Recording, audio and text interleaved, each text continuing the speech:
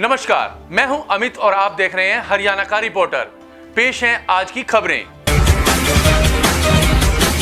आज रोहतक नगर निगम के लिए सीनियर डिप्टी मेयर व डिप्टी मेयर का चुनाव हुआ, जिसमें सर्वसम्मति से राजकमल सहगल को सीनियर डिप्टी मेयर चुन लिया गया, जबकि चुनाव द्वारा अनिल कुमार डिप्टी मेयर बने। नगर निगम रोहतक के सीनियर डिप्टी मेयर व डिप्टी मेयर का चुनाव बुधवार को जिला विकास भवन में हुआ।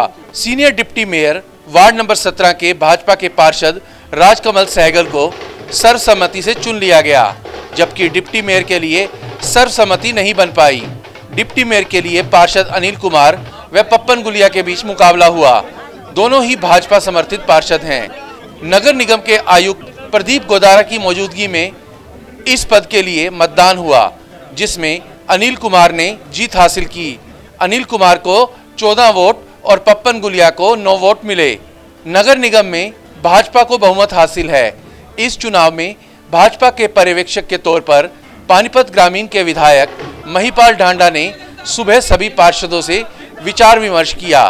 बाद में सीनियर डिप्टी मेयर व डिप्टी मेयर ने भाजपा पर्यवेक्षक ढांडा व पूर्व मंत्री मनीष ग्रोवर से मुलाकात भी की। इस अवसर पर नवनियुक्त senior deputy mayor Rajkamal Sehgal ने बताया, क्या कुछ आपका रिएक्शन है और किस तरह की प्राथमिकताएं रही? देखो जी, 2 साल से इसका चुनाव रुका हुआ था, पर पार्टी का ऊपर से आदेश आया था माननीय मुख्यमंत्री जी का। उन्होंने आदेश किए थे कि चुनाव कराए जाएं और चुनाव आपके सामने हो गया है। मुझे पार्टी के द्वारा सभी सीनियर पार्षद जितने भी थे, सभी ने मुझे सर्वसम्मति से सीनियर डिप्टी मेयर बनाया है। और आगे माननीय हमारे मेयर साहब आपके सामने में रहते ही हैं। जो शहर के विकास के कार्य जो पहले चल रहे हैं, जहाँ कोई रुकाव होगा, हमारे मेयर साहब भी हैं, हम डिप्टी मेयर बैठे हैं आपके सामने। जो विकास होगा वो शहर के लिए पहले भी कराते हैं और आगे भी कराते रहेंगे। अच्छा, आपका आपने कहा था कि आप चुनाव लड़ना नहीं चाहते थे, लेकिन क्या कोई पार्टी का दबाव था? देखो, संगठन बहुत बड़ी चीज़ है। मैंने आपको पहले भी ये बात कही थी कि हमारे भारतीय जनता पार्टी के अंदर संगठन चलता है। मैंने कहा था लड़ने के लिए मैं इच्छुक नहीं था, लेकिन संगठन का जो निर्णय होता है सबको मानना पड़ता है। माननीय हमारे तीनों महामंत्री माननीय संजय भाटिया जी, सांसद करनाल महामंत्री भी हैं, हमारे वेदपाल जी एडवोकेट महामंत्री हैं, हमारे सुदीप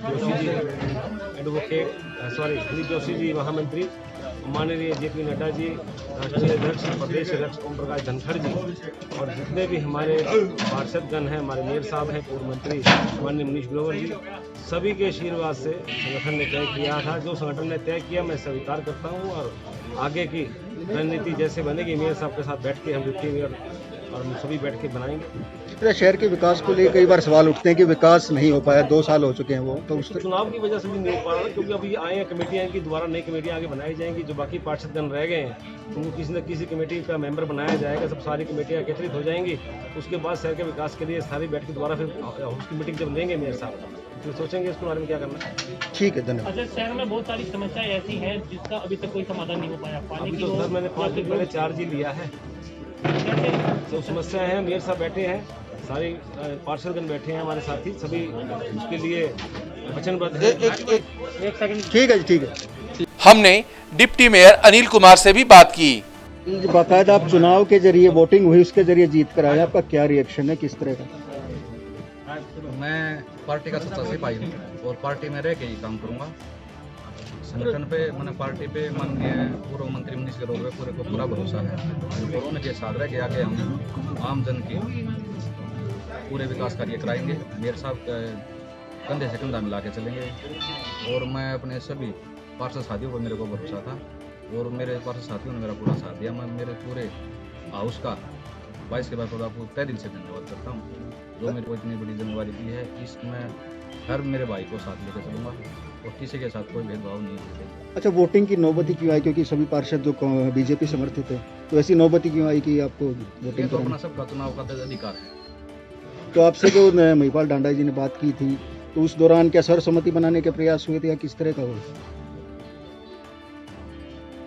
यानी कोशिश तो सब करते ही हैं, पर अपना अधिकार है चुनाव का और मैंने अपने पार्षदों पे पूरा भरोसा था और वोटिंग की मैंने डिमांड करी। और यहाँ वोटिंग जो है बड़ी उससे वीडियोग्राफी से हुई। और मैं प्रशासन का, पार्षद भाइयों का, मेयर साहब का, पार्टी का तहे दिल से धन्यवाद करता हूं। चुनाव के पर्यवेक्षक के तौर पर विधायक महिपाल ढांडा से हमारी टीम ने बात की। महिपाल जी, आज चुनाव हुआ है 2 पदों के लिए, क्या कहना चाहेंगे आपको पर्यवेक्षक के तौर पे? दोनों हमारे जीते हैं और मैं दोनों को जीत की बहुत बहुत शुभकामनाएं और बधाई देता हूँ। नहीं, आपने क्योंकि डिप्टी मेयर के लिए सर्वसम्मति नहीं बन पाई, चुनाव की नौबत क्यों आई? दोनों हमारे लोग थे, अंदर जाके फ्रेंडली मैच खेल के, मामा बुआ के बच्चे थे, दोनों में से कोई जीत गया। उन्होंने कहा भी है कि भाई मेरे मामा का लड़का जीत गया, मैं बहुत खुश हूँ। ये देख लो, नहीं तो फिर आप लोग ऐसा है, फिर अपने मामा बुआ वालों में क्या आपस में बढ़ नहीं रही थी? कई बार इस तरह की परिस्थितियां बढ़ भी जाती है। अंदर जाके इन लोगों ने जो एक फ्रेंडली मैच खेला, फ्रेंडली मैच में मामा का छोरा जीत गया, बढ़िया बात होती है। ये मिल गए अभी प्रेस वाले भाई से, बब्बन से पूछ ही रहे थे, फोन आया मेरे सामने, इन्होंने खुद बताया मेरे मामा का लड़का है। हम अंदर जाके एक मैच खेल गए, मैच में मेरे मामा का लड़का जीत गया, मुझे बहुत खुशी है और मैंने इसको बाहर आते बधाई भी दी है। दोनों हमारे साथी हैं, सवेरे हमारे पास से ही आए थे और ऐसी कोई बात नहीं। कई बार पार्टी में कार्यकर्ताओं में इस प्रकार की बात हो जाती है, उन्होंने अपनी बात को संभाला, अपने परिवार में ही ये सारा सब कुछ रहा है। दोनों हमारे हैं और दोनों के दोनों जीत के आ गए। अब मिलके 2 नहीं मार तो 3 जीत गए।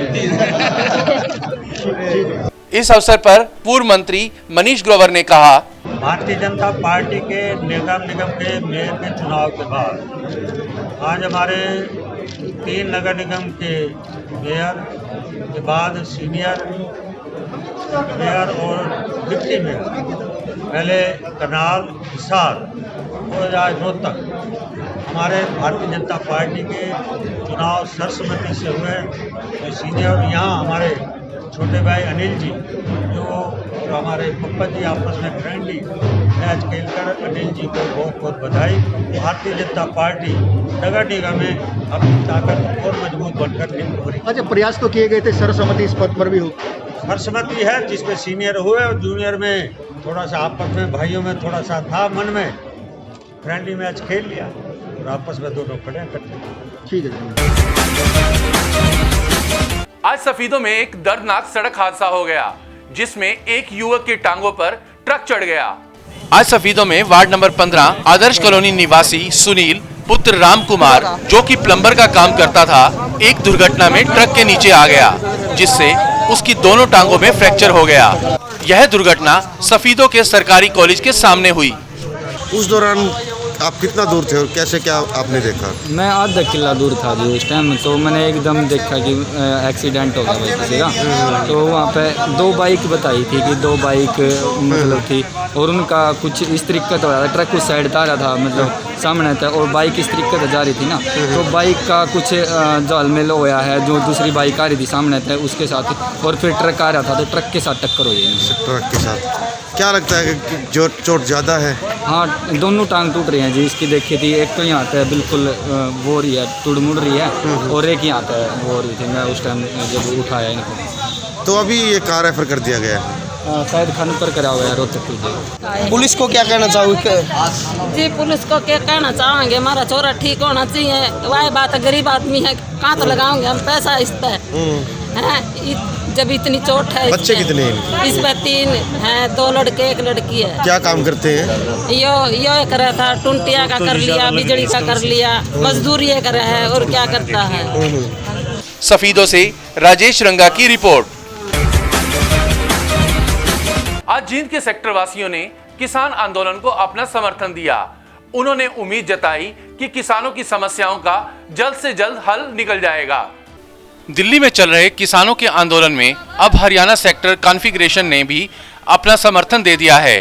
जींद हुडा सेक्टर वासियों ने किसानों के आंदोलन का समर्थन करते हुए मिनी सेक्टर 8 के सामने धरना दिया और सरकार के खिलाफ जमकर नारेबाजी की और कहा कि वे वीरवार को दिल्ली पहुंचेंगे।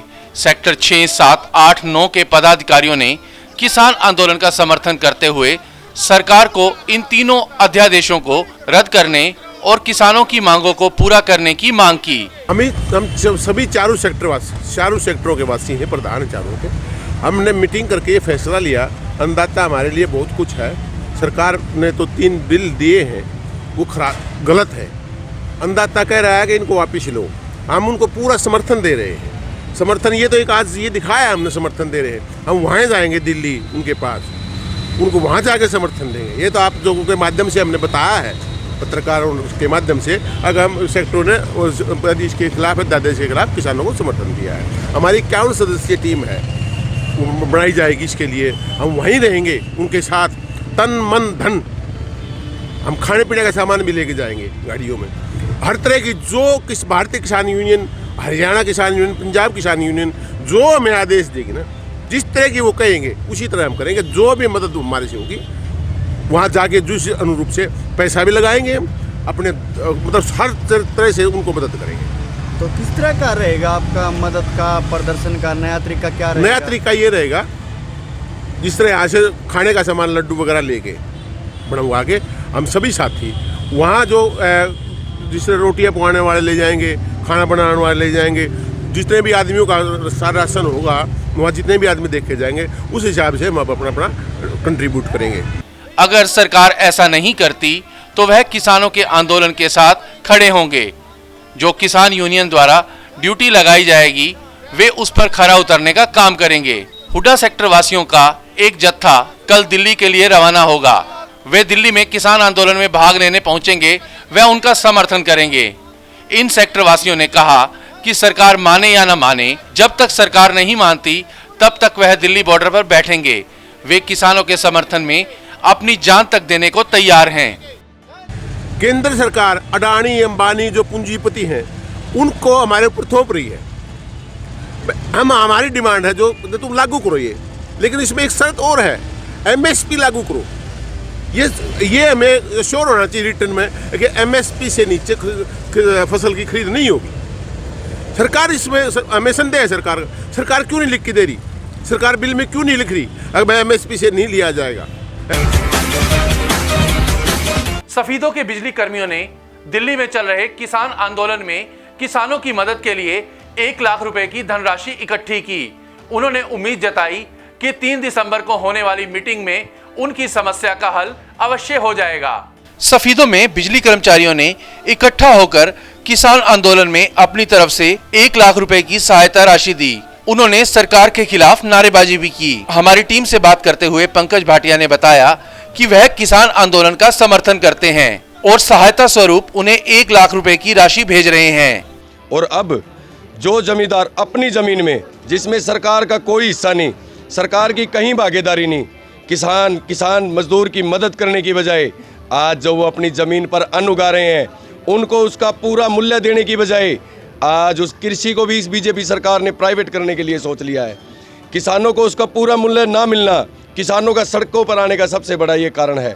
उसकी जो फसल का मिनिमम प्राइस ना तय होना वो उनका किसानों का सड़कों पर आने का एक मुख्य कारण है। और आज इस देश का बिजली कर्मचारी, मुख्य तौर पे all Haryana power corporation worker union head office Hisar, पूरे हरियाणा के अंदर यूनिट स्तर पे प्रदर्शन करके सरकार का विरोध कर रही है और किसानों को समर्थन कर रही है। अगर किसानों की बात जल्द से जल्द नहीं सुनी जाती तो पूरे हरियाणा का कर्मचारी दिल्ली के अंदर पहुंच के किसानों का समर्थन करेगा। अभी हमारी यूनियन ने 1 लाख रुपए की मदद के साथ किसानों का समर्थन किया है और आंतरिक तौर पर भी उनको मदद देने का पूरा आश्वासन दिया है। और आने वाले समय में अगर कल का समय है 3 तारीख का, सरकार अपनी बातचीत पर खरा नहीं उतरती तो जैसा हमारा ऊपर से निर्देश आएगा दिल्ली कूच करने का, सरकार के साथ आर पार की लड़ाई लड़ने का, तो बिजली का कर्मचारी बिल्कुल भी पीछे नहीं हटेगा। उन्होंने उम्मीद जताई कि 3 तारीख को होने वाली मीटिंग में फैसला किसानों के हक में आएगा। सफीदों से राजेश रंगा की रिपोर्ट। सफीदों के गांव सिंहपुरा में गुरुद्वारा साहिब व ग्रामीणों ने मिलकर किसान आंदोलन में भाग ले रहे किसानों के लिए लंगर व राशन भेजा। गुरुद्वारा सिंहपुरा साहब व गांव सिंहपुरा के लोग मिलजुल कर किसानों की मदद के लिए आगे आए हैं। किसानों की सहायता हेतु यहां लंगर बनाया जा रहा है, साथ ही उन्हें लंगर के साथ साथ राशन भी भेजा जा रहा है।